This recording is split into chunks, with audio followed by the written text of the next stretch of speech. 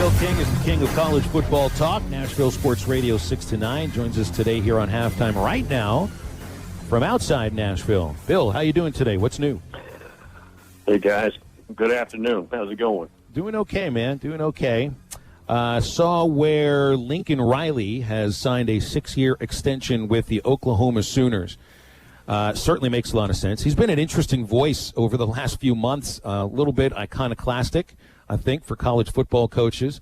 When you look at how smooth the transition went from Bob Stoops to Lincoln Riley, and in fact, I saw where Riley has the third most wins ever in his first 3 years for an FBS college football coach. I'm not sure if there have been any other transition that has been that smooth. Are there other transitions from one legendary head coach to another that you think have kind of matched up to what's happened in Oklahoma?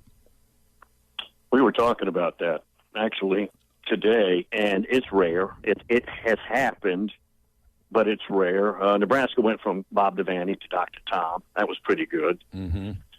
At least in the beginning, more recently, Bobby Bowden to Jimbo Fisher. Jimbo Fisher won a natty in 13, just a couple of years in. Now, at the end, things crumbled, relationships got bad, but that was a good decision that they made. And there have been a few others. I think the transition that's being made right now at Ohio State, now we've got 1 year in, but that team was good enough to win a national championship in year one. Probably not enough data there, but so far so good there. But you're right. No, you're right. It's rare. Usually when you replace the superstar coach, you got to go through a few coaches to get back to the right guy, even if you ever get back to the right guy. Well, and it just goes to show, like in most cases, you know, it's the coach that matters more than the brand name. You know, and it's not the other way around. Sometimes the brand name attracts the right coach, but you've got to have the right coach in place because programs don't just keep winning themselves. You've seen that with Texas. You've seen that with Alabama. You've seen this with Tennessee. It could have happened exactly the same in Oklahoma. They just ended up with the right coach. I have preached this for probably 25 years. The number one thing when you go to hire a football coach is to get the right guy. Now, I know that sounds pretty obvious, but many don't get the right guy. Nothing matters more than the head coach.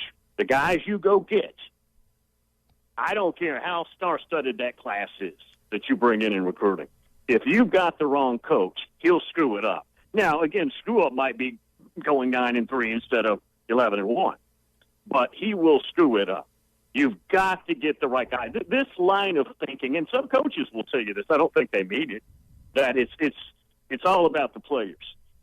It is, except when you compare it to the coach. The head coach matters more than the players. If you get the head coach right, the next step is to get the players right. Then you've got the right formula. It's a big lie that's being sold that the players determine everything, not if the coach is wrong.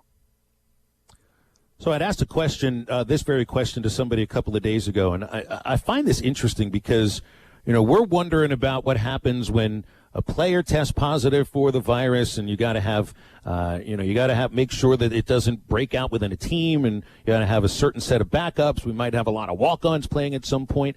I wonder what happens when a head coach comes down with the virus. That's happened with the Toledo football team, and so you got to have a good head coach in waiting, essentially, like one of your top assistants will take over. And I think Arkansas is positioned maybe better than just about anybody else for that circumstance to happen with Barry Odom waiting in the wings. And I wonder what other schools do you think might be in a good position or some that might be in a bad position if their head coach in the SEC comes down with the virus? You discuss contingencies during times where we don't have a pandemic, which is basically every year but this year because we weren't really paying attention to college football in 1918. So you always have contingencies. For example, I'll give you a random one. In 1992, Johnny Majors, you know Johnny, just passed away, had heart surgery, major heart surgery, and it was at the beginning of the season, and Philip Fulmer was tabbed. He was the offensive coordinator / offensive line coach to take over. So you always have contingencies there, and those contingencies just apply. Now, every school's got the next guy to step in. There is the D coordinator guy. Maybe it's your hotshot offensive coordinator, playmaker, a play caller guy. But yes, everybody's got that contingency in place. Speaking to Bill King here on Halftime, Bill, previous segment we were kind of talking about the Power Five, maybe not necessarily the seeds being planted, but is there a possibility of them eventually breaking away from the NCAA with everything happening right now? Conference commissioners making the decisions, but there's been one person that you really haven't heard from until recently, and even then it was just in passing. And I'm curious what you think, and a listener also asked this question too. Where has Mark Emmert been this whole time during this pandemic? Because I get that he can't make a decision for every conference. I understand that because the pandemic could be theoretically different in California in the Pac-12 schools versus SEC schools. I understand that. But he's the leader of the NCAA, the leader of all these institutional schools in the Power Five, and up until now, he's been relatively silent. I'm just curious kind of what your thoughts are of how Mark Emmert's handled this whole situation. Probably in the corner somewhere in the fetal position, not wanting to look up, it seems like.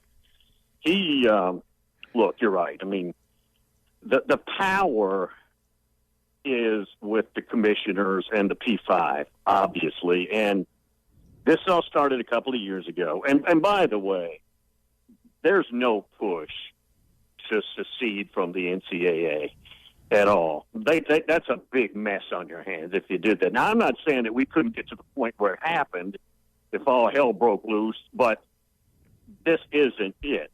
Because, again, that's a big pain to go and take on something like that. A couple of years ago, Mike Slive was the leader of this, and I think he's the best commissioner in the history of the planet Earth. And he was saber-rattling, making subtle suggestions about leaving. He was never going to do. But making those threats about autonomy, and some of what he wanted was obviously playoffs. He wanted a full cost of attendance, players getting paid. There's another big lie you see every day on Twitter and everywhere else. Players don't get paid. Yes, they do. They get cash money. It's called full cost of attendance. And they wanted autonomy, and they got it. So I don't know what would have to happen, guys, for the Power Five to say, you know what, we just going to secede. Because, guys, they already run it. Yeah. Anything they want and everything they want, they get. So there's no point, and they've got a governing body in Indianapolis to take on all the headaches. So the seceding thing is a bit overrated when fans bring it up. I'm also curious, too, we're coming up on the 30-year anniversary, too, of Arkansas joining the SEC, moved from the Southwest Conference to the SEC. You're the king of college football talk. What was the perception back then from SEC fans of Arkansas coming from the Southwest Conference and joining the SEC?